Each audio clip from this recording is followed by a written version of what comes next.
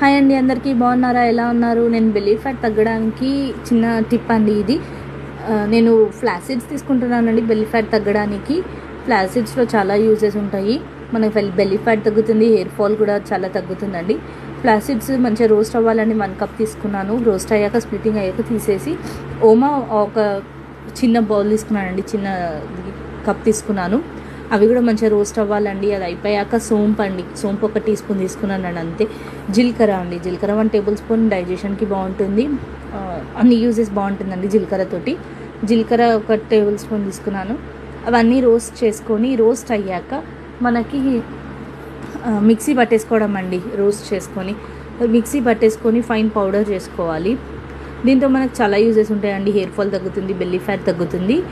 Belly fat తగ్గించుకోవడానికి అయితే చాలా యూజ్ అవుతుందండి. దాంతోపాటు ఒక చిన్న డైట్ కూడా ఫాలో అవ్వాలి. నేను చూపించే స్పూన్తో నేను 2 స్పూన్స్ తీసుకుంటానండి.